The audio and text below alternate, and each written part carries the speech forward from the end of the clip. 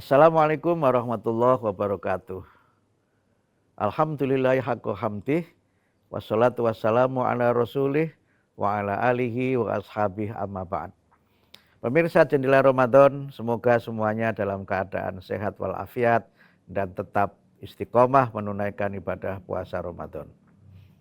Pada episode yang lalu sudah kita bahas beberapa landasan mengapa di dalam bulan Ramadan itu banyak sekali kita yang bersedekah.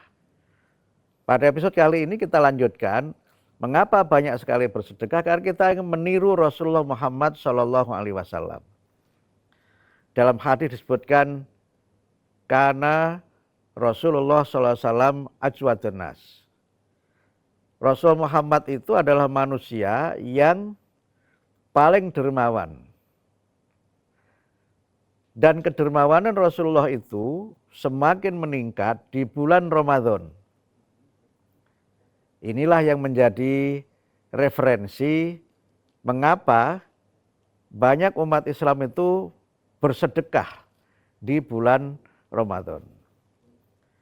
Yang lainnya sebagian mengkaitkan dengan fadilah atau keutamaan orang yang memberi makan orang yang berbuka puasa.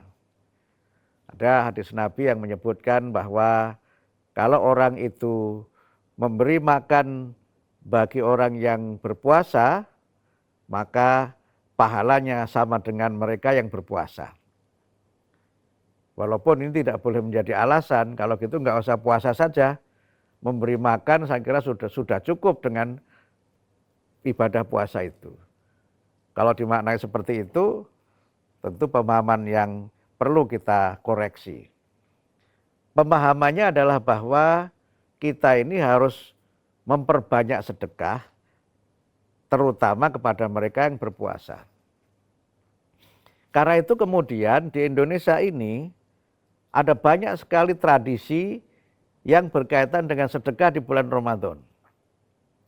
Misalnya ada banyak sekali kegiatan santunan, berbagai bentuk santunan.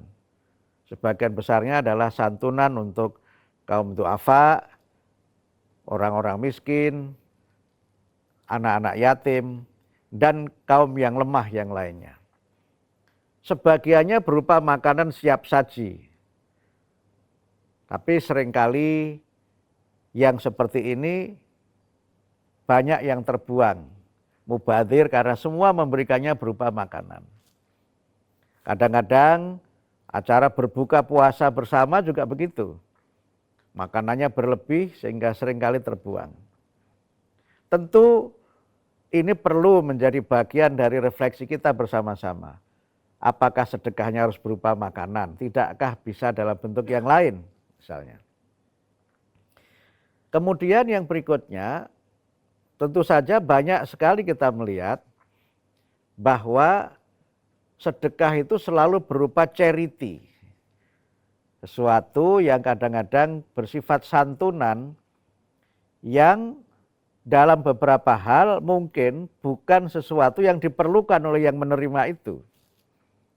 Itu lebih banyak dari sudut pandang mereka yang memberi daripada sudut pandang mereka yang menerima. Dari sinilah maka kita perlu melakukan ya semacam kritik sosial begitu atas berbagai tradisi yang ada.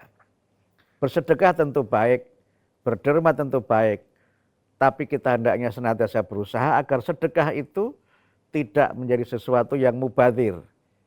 Karena Quran menyebutkan innal mubadzirina kanu ikhwanas syayatin. Mubadzir itu adalah perilaku yang menunjukkan dia adalah temannya setan. Padahal setan harus dibelenggu di bulan Ramadan.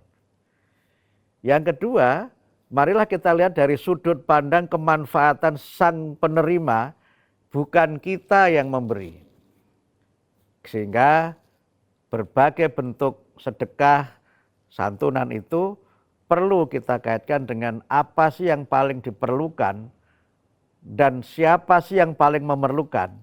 Sehingga nilai manfaat dari sedekah kita itu menjadi lebih besar. Disinilah saya kira pentingnya sedekah dalam bentuk-bentuk yang bersifat investasi yang memiliki dampak jangka panjang, misalnya beasiswa kita serahkan di bulan Ramadan, beasiswa kita berikan dalam kegiatan-kegiatan santunan, mungkin itu lebih bermanfaat.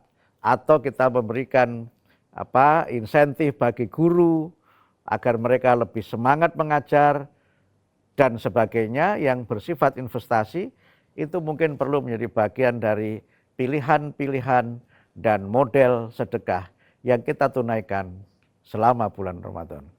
Semoga bermanfaat. Wassalamualaikum warahmatullahi wabarakatuh.